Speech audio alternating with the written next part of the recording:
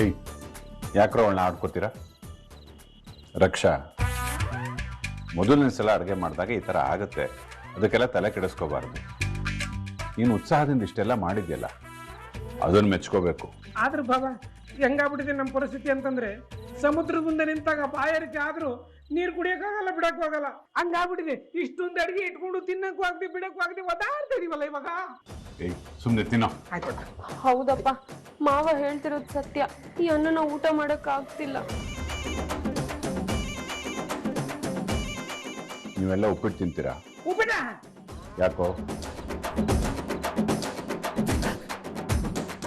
ಉಪ್ಪಿಟ್ಟು ಅಂದ ತಕ್ಷಣ ಆ ಥರ ಮುಖ ಆಯ್ತು? ಸರಿಯಾಗಿ ಮಾಡಿದ್ರೆ ಉಪ್ಪಿಟ್ಟಿಗಿಂತ ರುಚಿ ಇನ್ನೊಂದಿಲ್ಲ, ಗೊತ್ತಾ? ಅದರಷ್ಟು ಸುಲಭ ತಿಂಡಿ ಬೇರೆನೂ ಇಲ್ಲ. ತಿಂತಿರೋ ಇಲ್ವೋ? ತಿಂತೀವಪ್ಪ.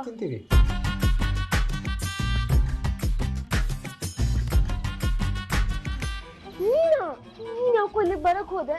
ಪ್ಲೀಸ್ ಹೊರಟೋಗು. ಅಮ್ಮ, ಕೋಪ ಮಾಡ್ಕೋಬೇಡ, ನನ್ನ ಮಾತು ಕೇಳು. ನಿನ್ ಮಾತು ಕೇಳೋದೆಲ್ಲ ಮುಗೀತು ಸಿದ್ದು. ನನ್ನ ಅಣ್ಣನಿಗೆ ಬೇರೆ ನಿನ್ ನೋಡ್ ಗೊತ್ತು. ಸೀನ್ ಕ್ರಿಯೇಟ್ ಮಾಡದೆ ಹೋಗ್ತಿರೋ. ನನ್ನ ಡೆಕೋರೇಷನ್ ಮಾಡಕ್ ಬಂದಿರೋನು ಅನ್ಕೊಂಡಿದ್ದಾರೆ. ಯಾರು ನನ್ನ ಮುಖ ನೋಡಿಲ್ಲ. ನೀನ್ ಟೆನ್ಷನ್ ಆಗ್ದಲೆ ಸ್ವಲ್ಪ ನನ್ನ ಮಾತು ಕೇಳು ಪ್ಲೀಸ್. ನಿನ್ ಕಾಲಿಗೆ ಬೀಳ್ತೀನಿ. ಇಲ್ಲ ಇಲ್ಲ ಇಲ್ಲ, ನನಗೆ ನಿನ್ ಮುಖ ನೋಡ ಇಲ್ಲ ಸಿದ್ದು. ಪ್ಲೀಸ್ ಇಲ್ಲಿಂದ ಹೋಗು. ಈಗ ಯಾಕೋ ಬಂದೆ? ನಮ್ಮಪ್ಪ ನಿನ್ನ ಹೀಗೆ ಒಂದೇ ರೂಮಲ್ಲಿ ಇರೋದು ನೋಡಿದ್ರೆ ಮುಗೀತು ಕತೆ. 2 ನಿಮಿಷ ಟೈಮ್ ಕೊಡು ಪ್ಲೀಸ್, ಆಮೇಲೆ ನನ್ನ ಫೋರ್ಸ್ ಮಾಡೋದಿಲ್ಲ. ತುಂಬಾ ಟೈಮ್ ಕೊಟ್ಟಾಯ್ತು ಸಿದ್ದು ನಿಂಗೆ. ಆದ್ರೆ ಆ ಟೈಮಲ್ಲಿ ನೀನ್ ನನ್ನ ಭಾವನೆಗಳ ಜೊತೆ ಆಟ ಆಡ್ಬಿಟ್ಟೆ. ನಾನು ಎಷ್ಟು ಕಣ್ಣೀರ್ ಹಾಕಿದೀನಿ ಅನ್ನೋ ಅಂದಾಜ್ ಕೂಡ ನಿನಗಿಲ್ಲ. ನಾನ್ ನಿನ್ ಪಾಲಿಗೆ ಸತ್ತೋದೆ ಅಂತ ಅನ್ಕೊಂಡು ಇಲ್ಲಿಂದ ಹೊರಟ್ಬಿಡು ಸಿದ್ದು. ಅಮ್ಮು,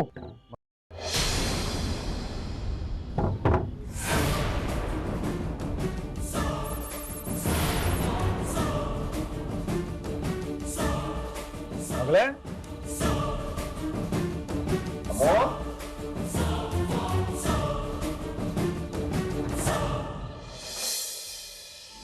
ಅಪ್ಪ ಸೂಪರ್ ಆಗಿದೆ.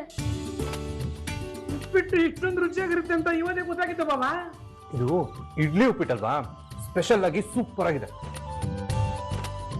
ಸಾರಿ ಅಪ್ಪ, ನಾನ್ ಚೆನ್ನಾಗಿ ಅಡ್ಗೆ ಮಾಡಿಲ್ಲ. ನಾನು ಒಪ್ಕೋತೀನಿ. ನಾನು ಇವಾಗ ಮದ್ವೆ ಗಂಡನ ಮನೆಗೆ ಹೋಗೋಷ್ಟ್ರಲ್ಲಿ ಚೆನ್ನಾಗಿ ಅಡ್ಗೆ ಕಲ್ತಿರ್ಬೇಕಾಗಿತ್ತು. ಯಾಕೆಂದ್ರೆ ಮದ್ವೆ ಆದ್ಮೇಲೆ ಈ ವಿಷಯ ಇಟ್ಕೊಂಡೆ ಅತ್ತೆ ಮಾವ ನಿನಗೆ ಅಪ್ಪ ಅಮ್ಮ ಅಡ್ಗೆ ಕಲ್ಸ್ಲಿಲ್ಲ, ಸಂಸ್ಕಾರ ಕಲ್ಸ್ಲಿಲ್ಲ ಅಂತ ಹೇಳ್ತಾರೆ. ಅಮ್ಮ ಅವಾಗ್ಲೂ ಹೇಳ್ತಾ ಇದ್ರು ಅಡ್ಗೆ ಕಲ್ತ್ಕೋ ಅಂತ. ನಾನೇ ಉದಾಸೀನ ಮಾಡಿದೆ. ಇನ್ಮೇಲೆ ಕಲ್ತ್ಕೋತೀನಪ್ಪ.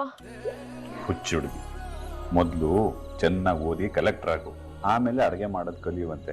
ಅವಾಗ ಅಡುಗೆ ಕಲಿದಿದ್ರು ಪರವಾಗಿಲ್ಲ, ಒಳ್ಳೆ ಅಡುಗೆಗಳನ್ನ ಕೆಲಸಕ್ಕೆ ಇಟ್ಕೊ.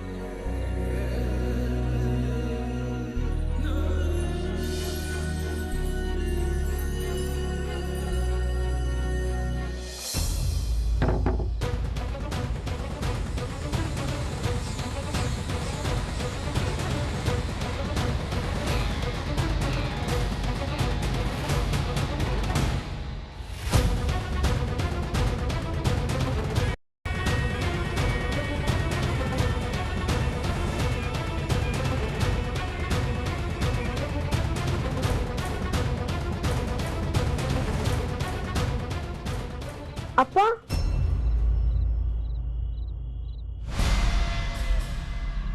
ತಗೊಂಡಪ್ಪ.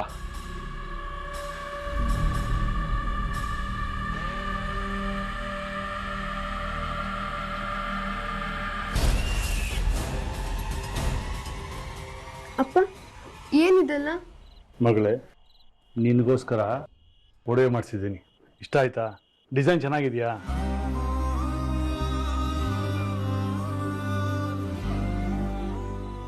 ಪುಟಿ, 30 ವರ್ಷಗಳ ಹಿಂದೆ ನಾನು ಅಣ್ಣ ಒಬ್ಳಿಗೆ ಅಂತ ಇಷ್ಟೇ ಒಡವೆ ಮಾಡಿಸಿದ್ವಿ. ಆದರೆ ಅವಳು ನಮ್ಮ ನಂಬಿಕೆಗೆ ದ್ರೋಹ ಬಗೆದ್ಬಿಟ್ಲು. ಅವತ್ತೇ ಅದನ್ನೆಲ್ಲ ಬಿಸಾಕಿದ್ವಿ. ಈಗ ನಿನಗೋಸ್ಕರ ಅಂತ ಮಾಡಿಸಿದ್ದೀವಿ. ನಿನಗಿಷ್ಟ ಆಯ್ತಾ ಪುಟ? ನಾಳೆ ಇದನ್ನೆಲ್ಲ ನೀನು ಹಾಕೋಬೇಕು. ಇದು ಬರೀ ಚಿನ್ನ ಅಲ್ಲ, ನನ್ನ ಪ್ರೀತಿ. ಮಗಳ ಮದುವೆ ಅಂದರೆ ಒಬ್ಬ ತಂದೆಗೆ ಖುಷಿ ದುಃಖ ಎರಡು ಒಟ್ಟಿಗೆ ಆಗೋ ಒಂದು ಸಂದರ್ಭ. ನನ್ನ ಪುಟ್ಟ ಮಗಳು ಯಾವಾಗ ಇಷ್ಟೆತ್ತಕ್ಕೆ ಬೆಳೆದು ಮದುವೆ ವಯಸ್ಸಿಗೆ ಬಂದ್ಲು ಅಂತ ಆಶ್ಚರ್ಯ ಪಡೋ ಅಷ್ಟರಲ್ಲಿ ಅವಳು ಮಂಟಪದಲ್ಲಿ ಅಳಿನ ಪಕ್ಕ ಕೂತಿರ್ತಾಳೆ. ಅದನ್ನ ಕಣ್ತುಂಕ ದಾರೆ ಕೊಟ್ಟು ನಮ್ಮನ್ನ ಬಿಟ್ಟು ಹೋಗ್ತಾ ಇದ್ದಾಳೆ ಅಂತ ಕಣ್ಣೀರ್ ಹಾಕೋಬೇಕಾ, ಒಂದು ದಡ ಸೇರಿಸ್ತಿ ಅಂತ ಖುಷಿ ಪಡ್ಬೇಕಾ? ಆ ಗೊಂದಲದಲ್ಲಿ ಇದ್ದಾಗ್ಲೇ ಅವಳು ಗಂಡನ ಜೊತೆ ಕಾರಲ್ಲಿ ಹೊರಟೇ ಬಿಟ್ಟಿರ್ತಾಳೆ.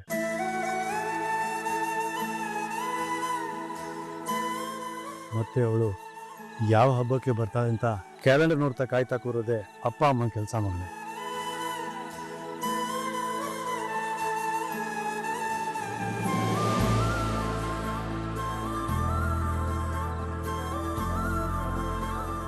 ನಾನು ನಿನ್ನ ಬಿಟ್ಟು ಎಲ್ಲಿಗೂ ಹೋಗಲ್ಲಪ್ಪ.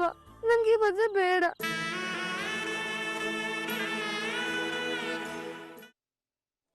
ಬಾಬಾ ಲಾಟ್ರಿ ಏನ್ ಮಗ, ಲೈಫ್ ಸೆಟ್ಲಾ? ಲವ್ ಮಗ, ಅಷ್ಟೇದಲ್ಲ ಚೇಲ್ ಚಪಾತಿ ಲವ್ ಮಾಡ್ತಿದ್ ನಾನು ಅನ್ಕೊಂಡಿದ್ದೆಲ್ಲ ಆಯ್ತು. ಆದ್ರೆ ಅವಳನ್ನ ಅನುಭವಿಸಕ್ಕೆ ಆಗ್ಲಿಲ್ಲ, ಅದೇ ಬೇಜಾರು ನನಗೆ. ಇಲ್ಲ ಅಂದ್ರೆ ಅವಳ ಮನೆಯಿಂದ ಬರುವಾಗ್ಲೇ ಅವಳ ಚಿನ್ನ ಎಲ್ಲ ಎತ್ತಕೋ ಬರ್ತಾ ಇರ್ಲಿಲ್ವಾ? ಹೋಗ್ಲಿ ಬಿಡು ಮಗ, ಅನಿಲ್ ಅಂದ್ರೆ ಏನು, ಮನಿ ಇದೆಯಲ್ಲ, ಎಂಜಾಯ್ ಮಾಡೋ.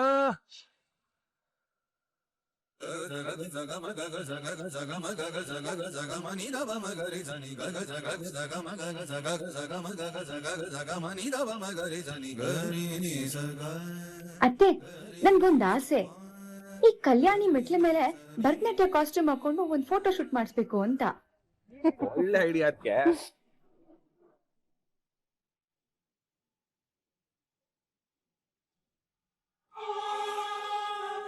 ಮಗ ಮಗ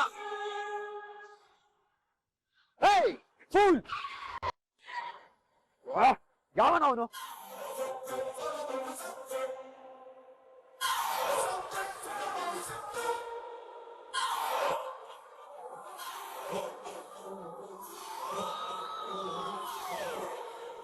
ಒಳ್ಳೆ ಬರ್ತಿ ಅನ್ಕಣೋ.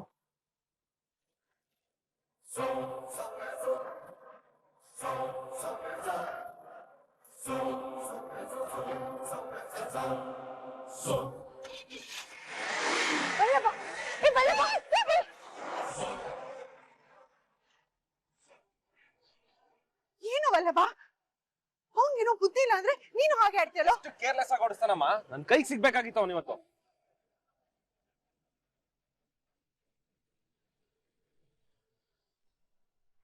ಸೂರ್ಯಣ್ಣ, ನಾವು ಕೇಳಿದ ವಿಷಯ ನಿಜನಾ?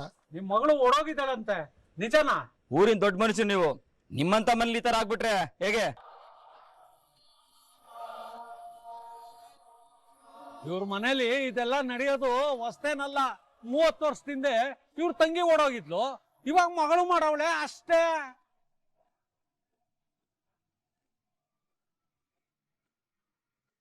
ನಾವೇ ನಮ್ ತಲೆ ಬಿಸಿಲಿದೀವಿ, ದಯವಿಟ್ಟು ಯಾರು ಬಂದು ತೊಂದರೆ ಕೊಡಬೇಡಿ.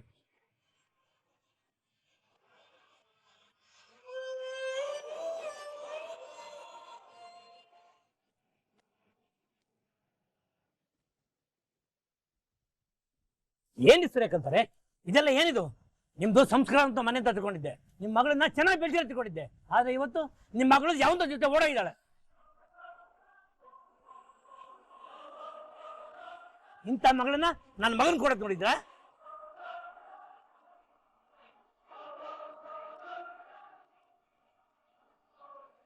ಇದಕ್ಕೇನಾ 3 ದಿನದಲ್ಲಿ ಮದುವೆ ಮಾಡಿ ಮುಗಿಸ್ಬಿಡೋಣ ಅಂತ ಹೇಳಿದ್ದು?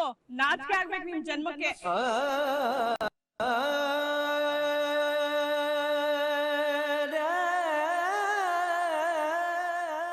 ಮಗಳನ್ನ ಹೆತ್ಬಿಟ್ರೆ ಸಾಲದು, ಅವಳಿಗೆ ಸ್ವಲ್ಪ ಸಂಸ್ಕಾರ ರೀತಿ ನೀತಿ ಕಲಿಸ್ಬೇಕು. ಅದನ್ನ ನೀವು ಸರಿಯಾಗಿ ಮಾಡಿದ್ರೆ ಇವತ್ ನಿಮ್ ಮಗಳು ಈ ರೀತಿ ಬೀದಿಗೆ ತಂದು ನಿಲ್ಲಿಸ್ತಾ ಇರ್ಲಿಲ್ಲ. ಅಮೂಲ್ಯ ನನ್ನ ಹತ್ರ ಹೇಳಿದ್ಲು ಈ ಮದ್ವೆ ನನ್ಗೆ ಇಷ್ಟ ಇಲ್ಲ ಅಂತ. ಅವಳು ಸತ್ಯನೇ ಹೇಳ್ತಿದ್ಲೇನೋ. ಅಷ್ಟ್ರಲ್ಲಿ ಇವ್ರು ಇದಾರಲ್ಲ, ಶ್ರೀಮತಿ ಕಲಾವತಿ ಸೂರ್ಯಕಾಂತ್, ಇವ್ರು ಬಂದು ನಮ್ಮ ಮಗಳಿಗೆ ನಮ್ಮನ್ನೆಲ್ಲ ಬಿಟ್ಟು ಹೋಗ್ಬೇಕಲ್ಲ ಅಂತ ಈ ಮದ್ವೆ ಇಷ್ಟ ಇಲ್ಲ ಅಂತ ಕತೆ ಕಟ್ಟಿ ಯಾಮಾರ್ಸಿದ್ರು. ಮದ್ವೆ ಆಗಿ ಗಂಡನ್ ಜೊತೆ ಹೋಗುವಾಗ ನಿಮ್ಮನ್ ಬಿಟ್ಟು ಹೋಗಕ್ ಇಷ್ಟ ಇಲ್ದೇ ಇರೋ ಮಗಳು ಈಗ ಪಾಪ ಹಂಗೆ ಹೊರಡೋಗ್ಬಿಟ್ಲಲ್ವಾ? ಸದ್ಯ ಅವಳು ಈಗ್ಲೇ ಯಾವನ್ ಜೊತೆನೆ ಓಡ್ ಹೋದ್ಲು. ನನ್ ಮಗನ್ ಮದ್ವೆ ಆದ್ಮೇಲೆ ಓಡೋಗಿದ್ರೆ ಇನ್ನೂ ಕಷ್ಟಕ್ ಬರ್ತಿತ್ತು.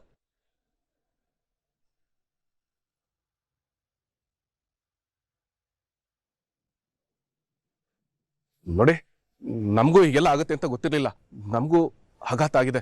ದಯವಿಟ್ಟು ನಮ್ಮ ಪರಿಸ್ಥಿತಿನ ಅರ್ಥ ಮಾಡ್ಕೊಳ್ಳಿ. ಅಪ್ಪ, ನನ್ಗೆ ಯಾಕೋ ಇವ್ರುಗಳ ಮುಖ ನೋಡಕ್ಕೆ ಅಸಹ್ಯ ಆಗ್ತಿದೆ. ನನ್ನ ಲೈಫಲ್ಲಿ ನಾಟಕ ಮಾಡೋರ್ನ ನೋಡಿದ್ದೀನಿ, ಆದ್ರೆ ಇವ್ರುಗಳು ಟೂ ಮಚ್.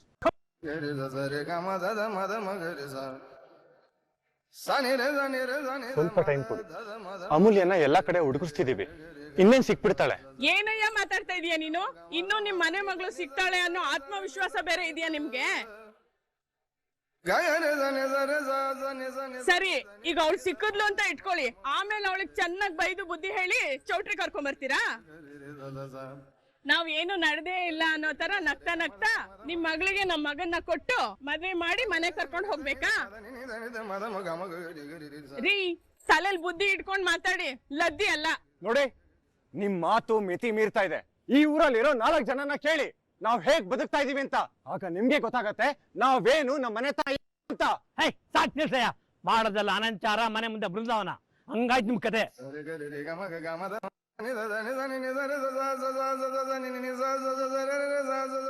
ನಿಮ್ಮಂತ ಪರಿಸ್ಥಿತಿ ನನಗೆ ಬಂದಿದೆ, ಅವಮಾನ ಅವತ್ತೇ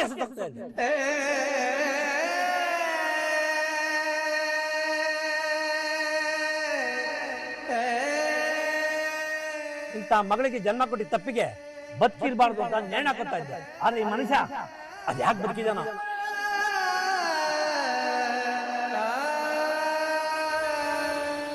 ಸಾಕ್, ಸುಮ್ನೆ ಇರಿ. ನೋಡಿ, ನಮ್ಮ ಮನೆ ಮಗಳಿಂದ ತಪ್ಪಾಗಿದೆ ಅನ್ನೋ ಒಂದೇ ಕಾರಣಕ್ಕೆ ಆಗ್ಲಿಂದ ನೀವೇನ್ ಹೇಳಿದ್ರು ಅದನ್ನ ನಮ್ಮ ಬಾವ ಕೇಳಿಸ್ಕೊಂಡು ಸುಮ್ನೆ ನಿಂತಿದ್ದಾರೆ. ಈಗ ನಾನು ಈ ಮನೆ ಸೊಸೆ ಹೇಳ್ತಾ ಇದ್ದೀನಿ, ಅಪ್ಪಿ ನಮ್ಮ ಅಮ್ಮ ಏನಾದ್ರು ಮನೆಗೆ ವಾಪಸ್ ಬಂದ್ರೆ ಅವಳನ್ನ ನಮ್ಮ ಮನೇಲೆ ಇಟ್ಕೊಳ್ತೀವಿ ಹೊರತು ನಿಮ್ ಮನೆಗಂತೂ ಕಳ್ಸೋದಿಲ್ಲ. ನಿಮ್ ಸಂಬಂಧ ನಮಗ್ ಬೇಕಾಗಿಲ್ಲ, ಹೋಗಿ ಇಲ್ಲಿಂದ. ರೀ, ಇಂಥವ್ರ ಸಂಬಂಧ ಬೆಳೆಸಿದ್ದು ನಮ್ ದೊಡ್ಡ ತಪ್ಪು. ಬನ್ರಿ ಹೋಗೋಣ, ಬಾರ ಮಗ್ನೆ.